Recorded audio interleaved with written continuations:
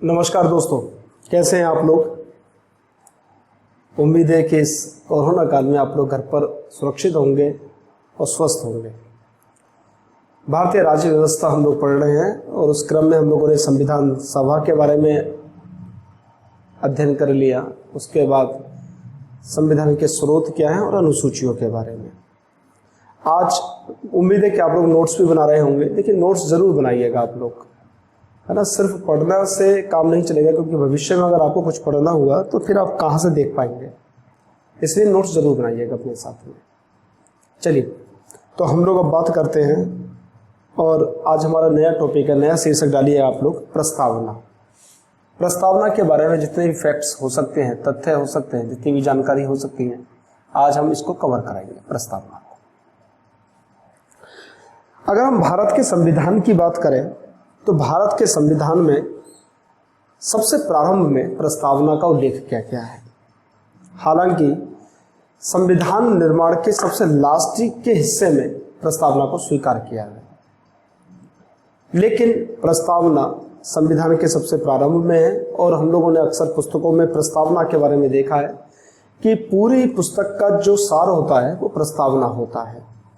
यही भारत के संविधान के विषय में है। भारत के संविधान का संपूर्ण सार प्रस्तावना में उल्लेखित है। यानी कि जो आदर्श, जिन आदर्शों को संजो के रखा गया था पूरे संविधान में, उन आदर्शों का निचोड़ प्रस्तावना है।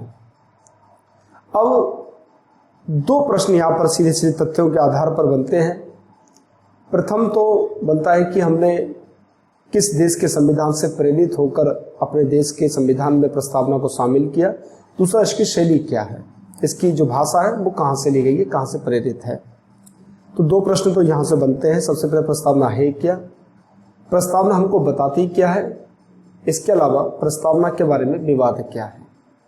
तो ये दो तीन आंकड़े हैं, ये दो तीन तथ्य हैं, दो तीन भाग में कर हम उसका अध्ययन करेंगे।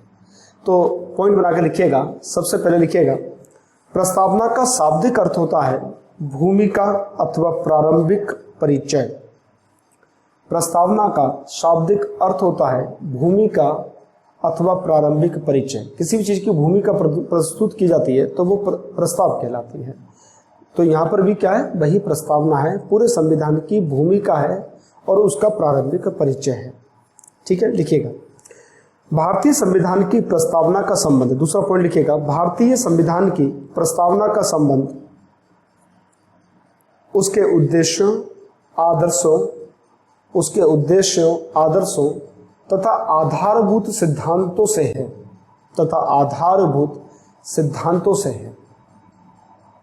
आधारभूत सिद्धांतों से है। नेक्स्ट पॉइंट लिखिएगा, सर्वप्रथम अमेरिका ने अपने संविधान में प्रस्तावना शब्द का उल्लेख किया था।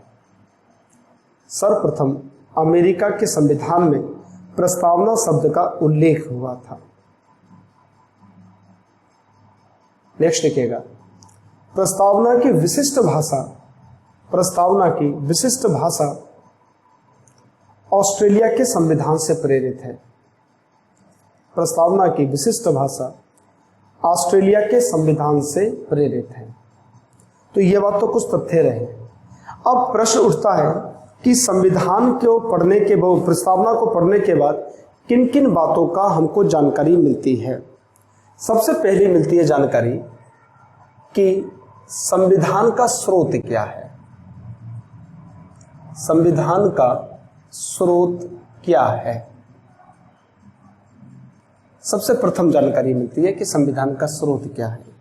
अगर आप प्रस्तावना को पढ़िए तो उसमें साफ लिखा हुआ है, हम भारत के लोग, भारत को, यानी कि प्रस्तावना में स्पष्ट रूप से लिखा हुआ है कि प्रस्तावना का, यह संविधान का जो स्रोत है वो भारत की जनता है। ठीक है, क्योंकि प्रस्तावना में स्पष्ट रूप से लिखा हुआ है हम भारत के लोग। लिखिएगा इसमें संविधान का स्रोत क्या है, लिखिएगा जनता। संविधान का स्रोत क्या है, जनता। इसमें लिखिए कोमा लिखाकर, भारत के संविधान की प्रस्तावना में हम भारत के लोग जैसे शब्द उल्लेखित हैं। हम भारत के लोग जैसे शब्द उल्लेखित हैं। हम भारत के लोग जैसे शब्द उल्लेखित हैं। इन शब्दों के दो अर्थ हैं। इन शब्दों के दो अर्थ हैं। पहला भारतीय संविधान का स्रोत जनता है। पहला भारतीय संविधान का स्रोत जनता है। पहली बात क्या मालूम पड़ती है इससे, हम भारत के लोग से, भारतीय संविधान का स्रोत कौन है, जनता है या भारतीय लोग हैं। और दूसरी बात कही जाती है जनता सर्वोपरि है या सर्वोच्च है। जनता सर्वोपरि है, यानी कि सबके ऊपर जनता है, जनता का सर्वोच्च स्थान है। ठीक है, अब इसी में लिखेगा आप नेक्स्ट पॉइंट बनाकर, ए बी के बाहर निकल के लिखेगा हम भारत के लोग जैसी शब्दावली, हम भारत के लोग जैसी शब्दावली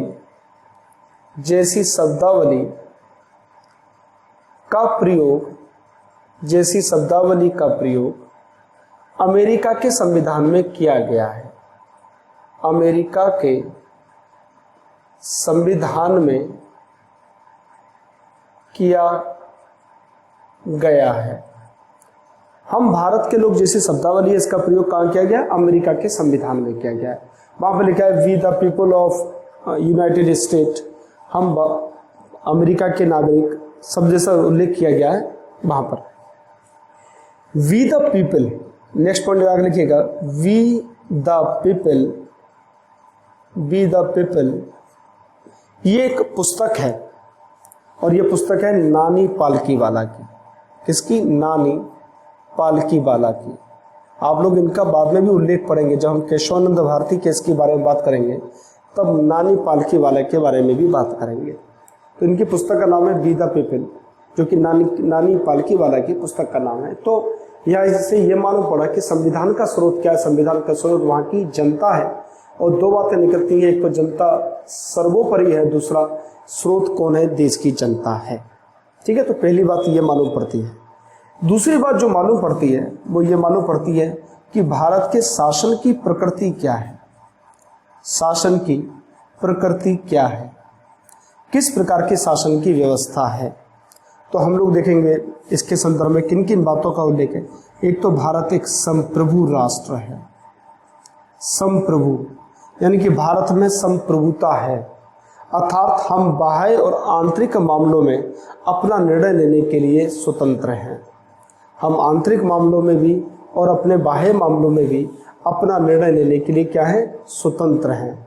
तो ऐसा उल्लेख मिलता है हमें, हम संप्रभु हैं, अर्थात हम अपना निर्णय लेने के लिए खुद सक्षम हैं। ठीक है, तो ये बात यहाँ पर समझ में आती है, हम संप्रभु हैं। दूसरी, हमारे यहाँ समाजवादी व्यवस्था है।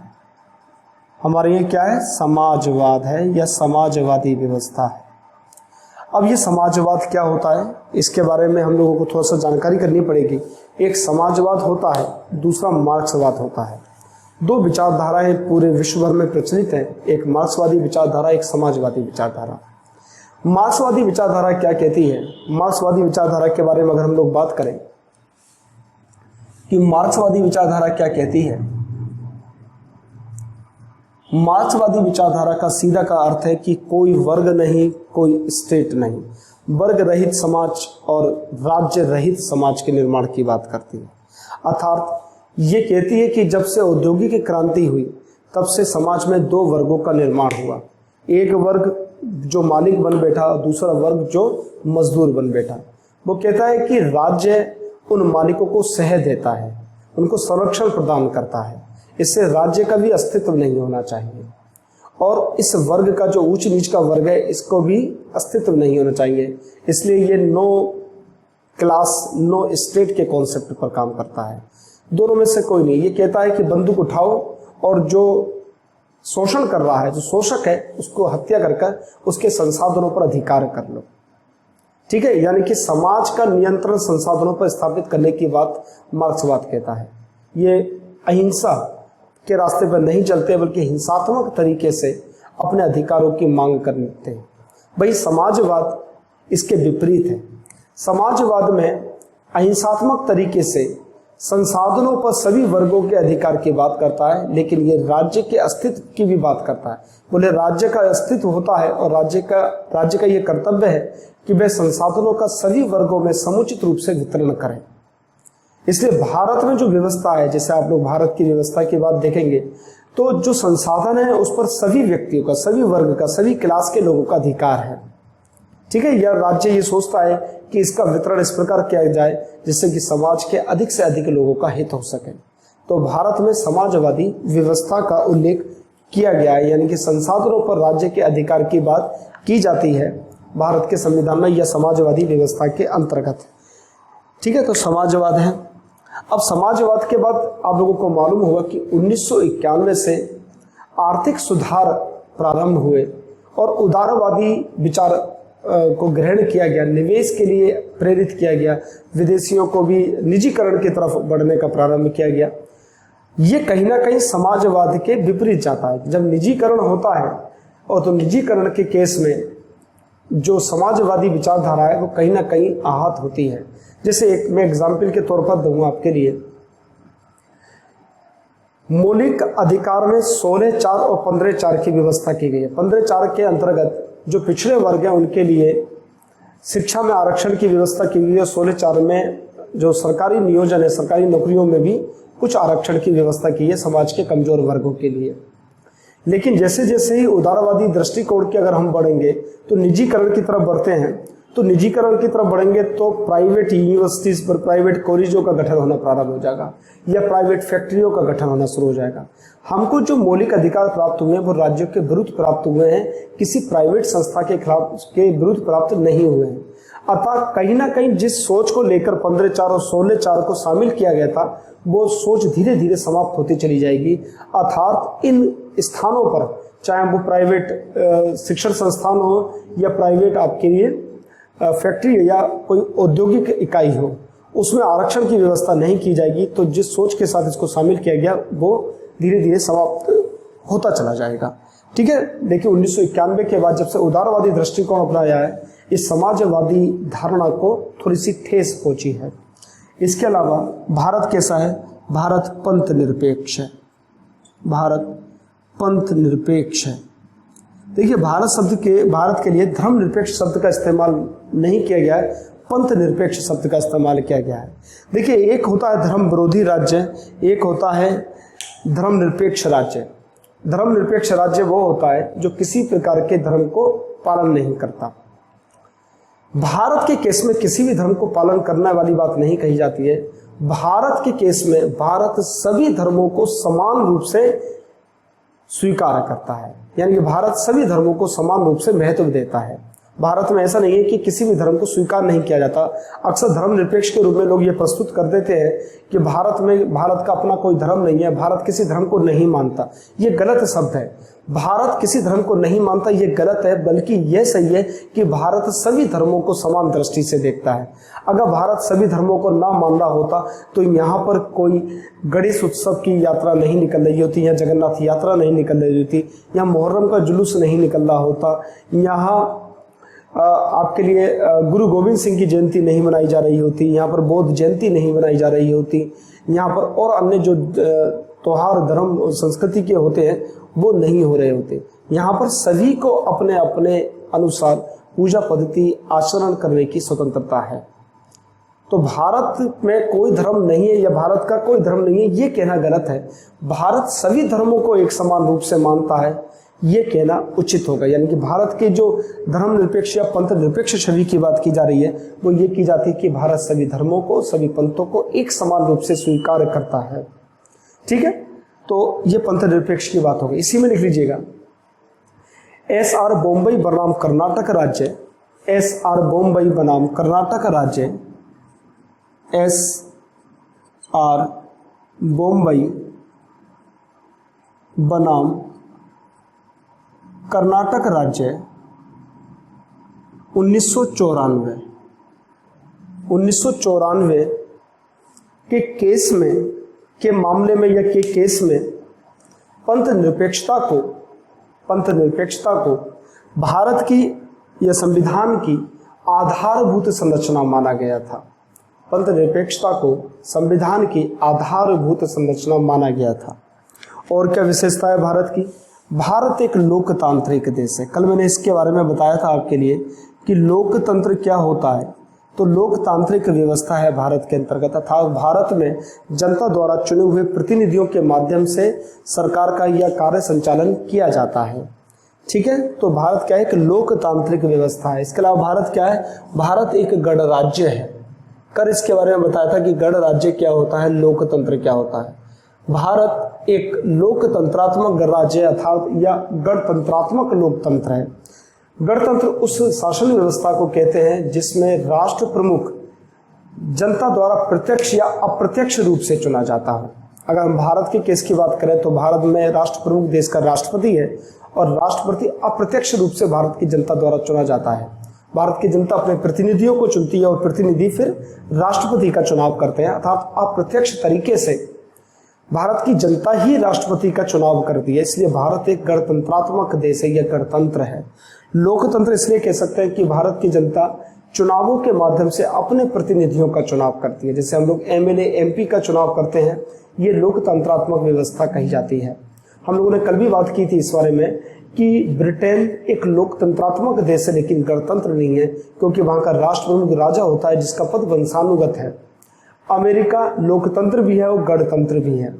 ठीक है, तो लोकतंत्र और गणतंत्र की व्यवस्था आपको समझ में आ गई कि क्या क्या है।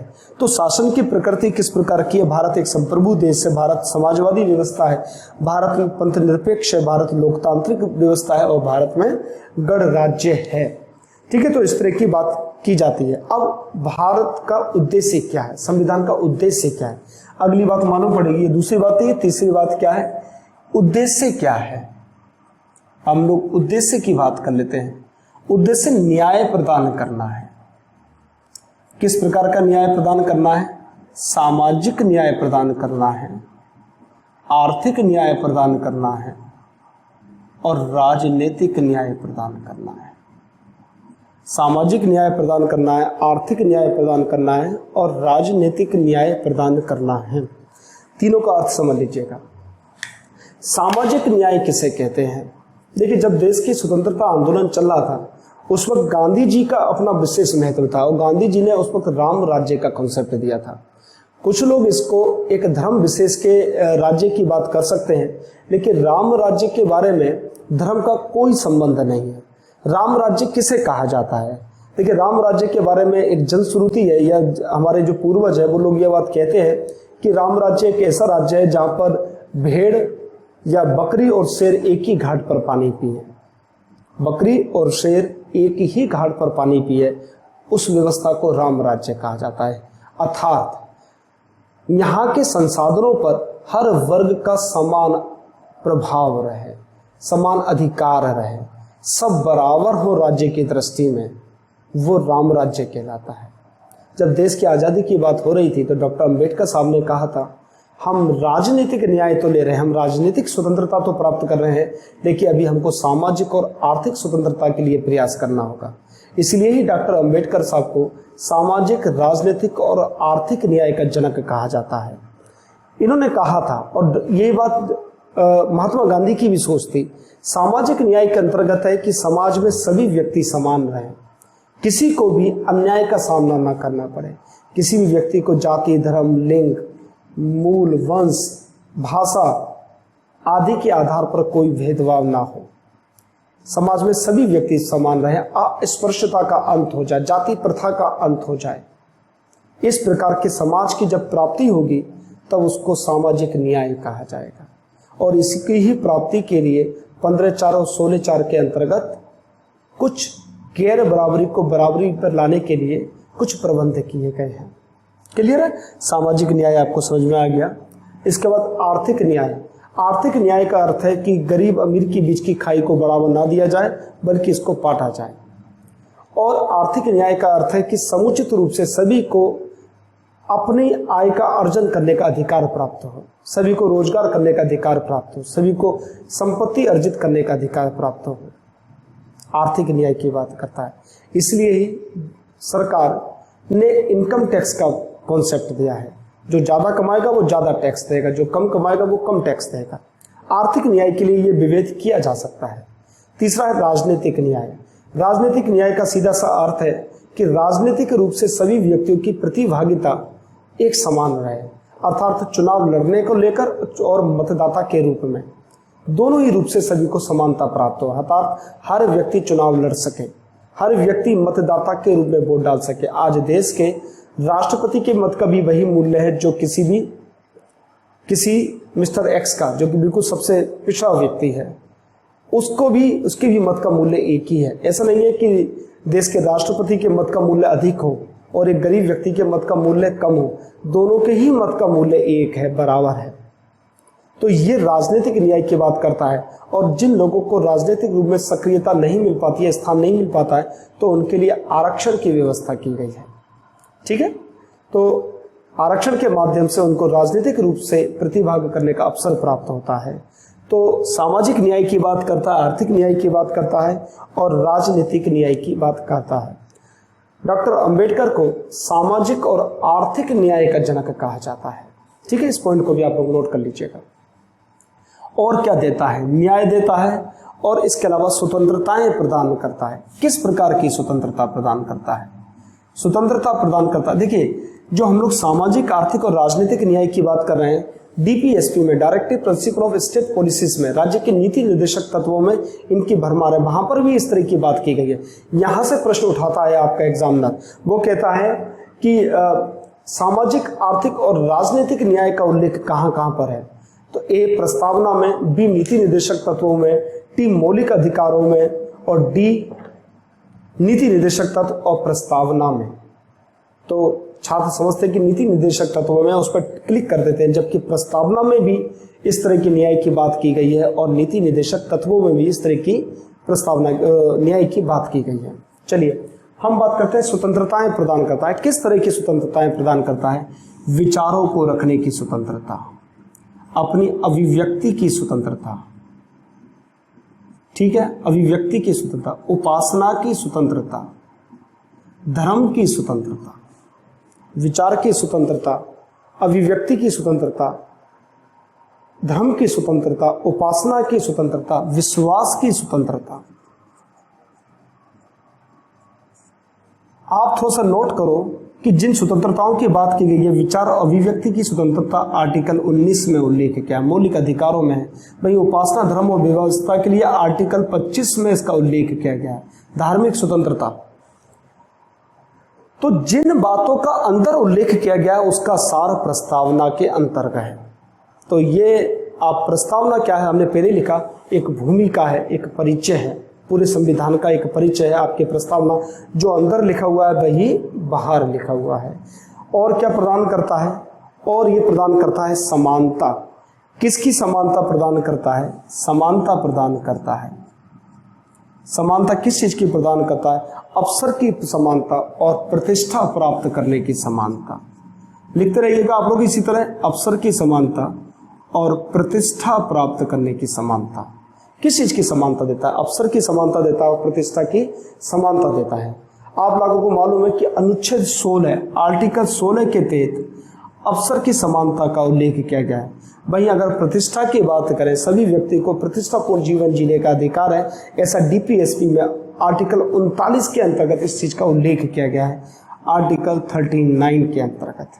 तो जो चीज अंदर है वही हमारी प्रस्तावना के अंतर्गत बात कही गई है। और क्या कहा गया है, इन सब बातों को आप लोग नोट कर लीजिएगा। वीडियो के मामले में सबसे अच्छी विशेषता ये रहती है कि आप इसको पॉज कर लिख सकते हैं। तो जब आपको लगे कि मैंने तेज लिखवा दिया, उस वक्त आप पॉज कर लीजिएगा और लिख लीजिएगा, ठीक है। इन सब चीज़ों को आप लोग नोट जरूर करते रहिएगा। नोट्स बनाना सबसे ज़्यादा आवश्यक है। चलिए अब हम लोग बात कर लें और क्या चीज़ उल्लेख किया गया है। तो संविधान में लागू करने की तिथि का उल्लेख है। लागू करने की तिथि का उल्लेख है। किस तिथि का उल्लेख है? 26 नवंबर 1949। 26 नवंबर 1949, मैंने कल भी बात की थी कि 26 जनवरी 1950 को देश का संविधान लागू हुआ, जबकि वो बनकर तैयार था 26 नवंबर 1949 को, लेकिन लागू नहीं किया। क्योंकि अभी हम लोगों ने देखा था कि हमारी शासन व्यवस्था गणतंत्रात्मक शासन व्यवस्था है और 26 नवंबर 1949 को हम गणतंत्र थे ही नहीं। फिर वही बात आ जाएगी जो मैं पिछले 2 लेक्चर से बता रहा हूँ कि गणतंत्र का अर्थ है कि यहाँ का जो राष्ट्र प्रमुख है उसका चुनाव प्रत्यक्ष या अप्रत्यक्ष रूप से देश की जनता के द्वारा किया जाए। उस वक्त कौन था? हम डोमिनियन स्टेट थे। जो राष्ट्र प्रमुख था, कुछ दिन माउंटबेटन रहा, फिर राजगोपालाचार्य रहे। इन्होंने जो ओथ ली थी, अपनी शपथ ली थी, वो वहां की महारानी के बिहार पर ली थी। तो हम डोमिनियन स्टेट थे, तो उसका उल्लेख कराया जाता है। देखिए सही है। तो आप लोगों को इतनी बात समझ में आई होगी कि भारत की प्रस्तावना में किन किन चीजों का उल्लेख किया गया है। अब हम बात कर लेते हैं कि कुछ लोगों ने प्रस्तावना के बारे में क्या बात की है। तो लिखिएगा, ठाकुरदास भार्गव के अनुसार, ठाकुरदास भार्गव के अनुसार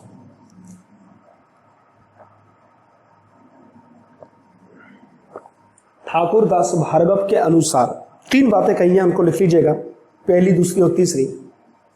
पहली लिखिएगा, प्रस्तावना संविधान का सबसे महत्वपूर्ण भाग है। प्रस्तावना संविधान का सबसे महत्वपूर्ण भाग है। प्रस्तावना संविधान का सबसे महत्वपूर्ण भाग है। पहली बात ठाकुरदास भार्गव ने कही है। दूसरी बात की है, प्रस्तावना संविधान की आत्मा है। दूसरी बात कही है, प्रस्तावना संविधान की आत्मा है। और तीसरी बात की है, प्रस्तावना संविधान के आभूषण है। प्रस्तावना संविधान के आभूषण है। ठीक है। तो ये बात, तीनों बात ठाकुरदास भार्गव के द्वारा की गई है। यहां से सीधे सीधे प्रश्न आ जाता है कई बार कि निम्न कथन किसने कहा, ठीक है, या इन्होंने कौन सा कथन कहा था। तो 3 बातें ठाकुरदास भार्गव ने, कवि थे ये, तो बड़े शेरो शायरी की लैंग्वेज में बात किया करते थे, वही बात इन्होंने कही है। नेक्स्ट लिखिएगा, के.एम. मुंशी के अनुसार, कन्हैया लाल मणिकलाल मुंशी के अनुसार, आगे लगाइए और सिंगल इन्वर्टेड कॉमा में लिखिएगा, प्रस्तावना संविधान की जन्म कुंडली है। प्रस्तावना संविधान की जन्म कुंडली है। जिस प्रकार जन्म कुंडली को देखकर बताया जा सकता है कि इसका भविष्य क्या है, उसी तरह प्रस्तावना को पढ़कर यह बताया जा सकता है कि अंदर की तरफ क्या बातें होंगी।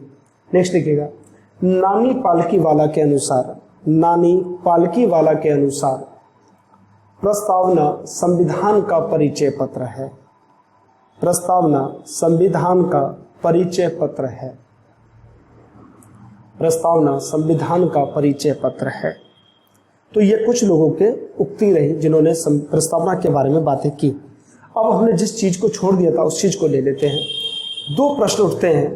पहला प्रश्न उठता है कि क्या प्रस्तावना संविधान का भाग है, और दूसरा उठता है कि क्या प्रस्तावना में संशोधन किया जा सकता है, और तीसरा प्रश्न उठता है क्या प्रस्तावना की प्रकृति वाद योग्य है। इन तीनों प्रश्नों के उत्तर को हम लोग खंगा लेंगे। तो पहला प्रश्न है कि क्या प्रस्तावना संविधान का भाग है। इसी के साथ जुड़ जाएगा दूसरा प्रश्न, और इसके आंसर के साथ ही दूसरे प्रश्न का भी आंसर मिल जाएगा कि क्या प्रस्तावना में संशोधन किया जा सकता है या नहीं किया जा सकता। देखिए आप लोग समझिए, पहला प्रश्न यह है कि क्या प्रस्तावना संविधान का अंग है या भाग है, संविधान का भाग है। इस प्रश्न का जवाब ढूंढ लेते हैं। अगर प्रस्तावना संविधान का भाग होगा तो प्रस्तावना में अनुच्छेद 368 के तहत संशोधन किया जा सकता है, और अगर प्रस्तावना संविधान का भाग नहीं होगा तो अनुच्छेद 368 के तहत प्रस्तावना में कोई भी संशोधन नहीं किया जा सकता। तो इस प्रश्न के जवाब के साथ ही दूसरे प्रश्न का जवाब भी हमको मिल जाएगा। प्रश्न यह है कि क्या प्रस्तावना संविधान का भाग है या क्या प्रस्तावना संविधान का भाग है, इसके बारे में हम लोग बात करते हैं। 1950 में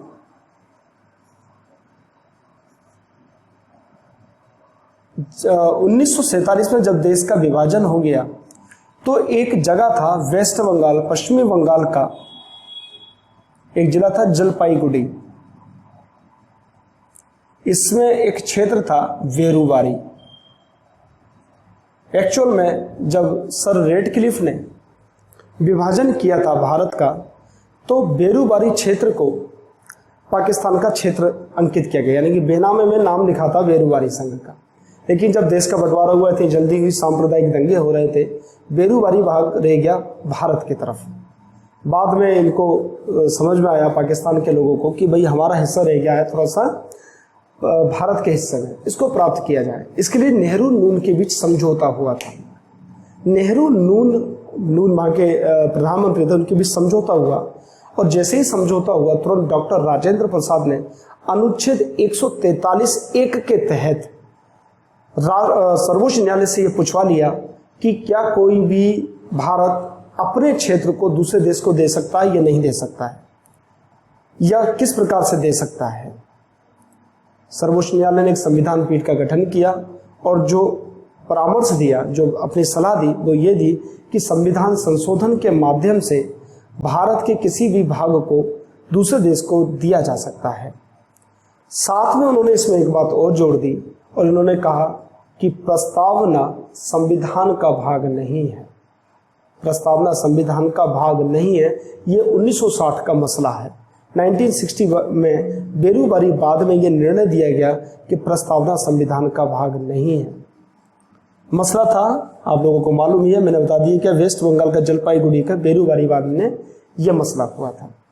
तो पहले केस से, यानी कि बेरूबारी बाद से ये बात स्पष्ट हुई कि प्रस्तावना संविधान का भाग नहीं है, और अगर प्रस्तावना संविधान का भाग नहीं है तो अनुच्छेद 368 के तहत उसमें कोई भी संशोधन नहीं किया जा सकता। इसलिए कोई संशोधन नहीं किया 60 के बाद। फिर आता है आपको केशवानंद भारती केस, और केशवानंद भारती केस में यह व्यवस्था की गई, ये बात कही गई सुप्रीम कोर्ट के द्वारा कि प्रस्तावना संविधान का भाग है। तो 1973 में 24 अप्रैल 1973 को जो केशवानंद भारती केस का डिसीजन आया, उसमें यह निर्णय लिया गया कि प्रस्तावना संविधान का भाग है। यह बात है 1973 की। देखिए आप लोग, 1960 में जो बेरूबारी मामला था, बेरूबारी बाद था, इसमें क्या डिसीजन आया कि प्रस्तावना संविधान का भाग नहीं है। ठीक है, प्रस्तावना संविधान का भाग नहीं है, ये 1960 में बेरूबारी बाद से डिसीजन आया। लेकिन 24 अप्रैल 1973 में केशवानंद भारती केस में, केशवानंद भारती केस में क्या डिसीजन आया कि प्रस्तावना संविधान का भाग है। केशवानंद भारती केस में आया कि प्रस्तावना संविधान का भाग है। यह बात 1973 की, जरा आप नोट कीजिएगा। इसलिए 1976 में 42वें संविधान संशोधन के तहत प्रस्तावना में 3 शब्दों को शामिल किया गया। ठीक है, देखिए मैंने कहा कि पहले प्रश्न के साथ दूसरे प्रश्न का आंसर भी जुड़ा हुआ है। अगर प्रस्तावना संविधान का भाग बन जाएगा तो संशोधन किया जा सकता है, और अगर प्रस्तावना संविधान का भाग नहीं है तो उसमें कोई संशोधन नहीं किया जा सकता। जब 1973 में केशवानंद भारती ने ये केस में ये डिसीजन आ गया कि प्रस्तावना संविधान का भाग है, उसके बाद ही 1976 में 42वें संविधान संशोधन के तहत 3 शब्दों को, 3 शब्द कौन कौन से थे? अखंडता, समाजवाद और पंथ निरपेक्ष। अखंडता, समाजवाद और पंथ निरपेक्ष शब्दों को शामिल किया गया। ठीक है, तो दोनों प्रश्नों का आंसर मिल गया कि क्या प्रस्तावना संविधान का भाग है। तो बेरूबारी बाद में यह निर्णय था कि प्रस्तावना संविधान का भाग नहीं है। वहीं केशवानंद भारती केस में यह डिसीजन आया कि प्रस्तावना संविधान का भाग है। उसके बाद ही जब प्रस्तावना संविधान का भाग घोषित कर दिया गया, उसके बाद ही 42वें संविधान संशोधन के द्वारा 1976 में 3 शब्द अखंडता, समाजवाद और पंथ निरपेक्ष को प्रस्तावना में जोड़ा गया। यानी कि प्रस्तावना में संशोधन तभी ही किया गया जब ये क्लियर हो गया कि प्रस्तावना संविधान का भाग है। ठीक है, तो दूसरे प्रश्न का भी आंसर मिल गया, पहले प्रश्न का भी आंसर मिल गया। अब तीसरे प्रश्न का आंसर और देख लेते हैं। तीसरा प्रश्न पूछता है कि क्या प्रस्तावना वाद योग्य है, क्या इसको कोर्ट में चैलेंज किया जा सकता है। अर्थात यदि कोई सरकार प्रस्तावना में उल्लेखित शब्दों का पालन नहीं करती है या उसकी भरपाई नहीं कर पाती है, तो क्या प्रस्तावना के आधार पर कोर्ट में चैलेंज किया जा सकता है या नहीं किया जा सकता। तो इसका सीधा आंसर यह है कि प्रस्तावना गैर न्यायोचित है, प्रस्तावना गैर वाद योग्य है। अर्थात यदि सरकार के द्वारा प्रस्तावना में उल्लेखित शब्दों का भरपाई नहीं की जा रही है, पूर्णता नहीं की जा रही है, तो उसको प्रस्तावना को आधार बनाकर किसी भी कोर्ट में चैलेंज नहीं किया जा सकता, किसी भी कोर्ट में किसी प्रकार की एप्लीकेशन दायर नहीं की जा सकती। तो मेरे हिसाब से प्रस्तावना आप लोगों को क्लियर हुआ होगा। 2-3 ही प्रश्न इसमें बनते हैं कि कौन से शब्द जोड़े गए, क्या हुआ, किन किन चीज़ों का उल्लेख है। तो ये सब बातें आपको क्लियर हुई होंगी और आपने नोट्स भी बना लिए होंगे। अब हम लोग अपने नेक्स्ट वीडियो में प्रवेश करेंगे भाग 1 में, संघ और उसके राज्य क्षेत्र के अंतर्गत, और फिर वहाँ से आगे का अध्ययन करना प्रारंभ करेंगे। तो आप सब लोग जुड़े रहिएगा पंचऋषि क्लासेस के साथ, मेरे साथ जुड़े रहिएगा और आपका पूरा सिलेबस यहाँ पर तैयार किया जाएगा। अगली क्लास का आप लोग इंतजार कीजिएगा और मुझे तब तक अनुमति दीजिएगा। धन्यवाद।